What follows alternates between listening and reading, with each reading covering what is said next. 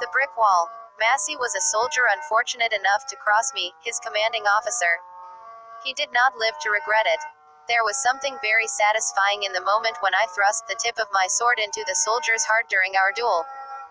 I watched him fall to the ground with the satisfaction of a job well done. The men under my command seemed depressed in the following weeks. They mention Massey frequently, but I ignore their conversations.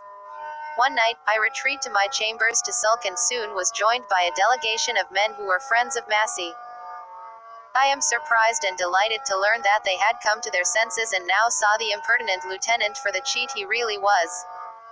We share a round of drinks and laugh together. I'm afraid I drank far too much that evening. The other soldiers suggested we explore the lower dungeons. That sounded like a fine idea to me. We set off in merry spirits, drinking and singing and laughing, our voices echoing through the narrow passages. Deeper and deeper we went. My head started spinning and my legs felt like rubber after all that drinking. I am afraid I passed out from drunkenness, much to my shame. When I came to, I was lying on my back with my wrists and ankles shackled to the floor. Drunken men, fooling around, I thought. Very funny, lads, I called out. Now set me free. The soldiers didn't answer me. A moment passed and Massey's best friend appeared in the doorway, holding mortar and a mason's trowel.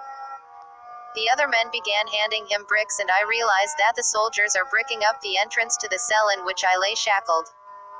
Very funny, I said again. No one answered me. They worked in silence, laying brick after brick until one row is done, then two. They were playing a nasty joke on me, of course. Then Massey's best friend paused in his work and looked directly into my eyes. At that moment I realized that this joke is no joke. Scream after scream ripped from my throat as I struggle against my bonds. But the dungeon was too deep within the fort, and no one heard my screams. They were on the final row of bricks. I was reduced to bribery now, desperately using my wealth in an attempt to escape my fate. But no one listened to my bribes. I watched in heart-thudding horror as the last brick is put in place, as the last chink of light faded from my sight. I have been entombed alive in the deepest, darkest dungeon of the fort.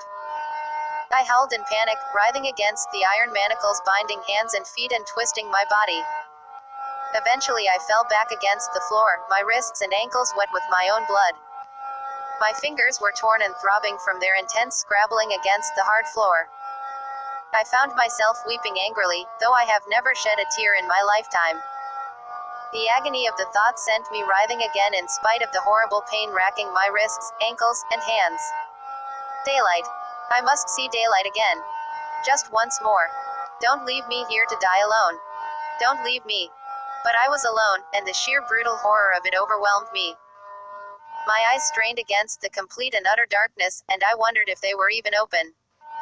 Dear God, I can't get out. I can't get out. I can't get out.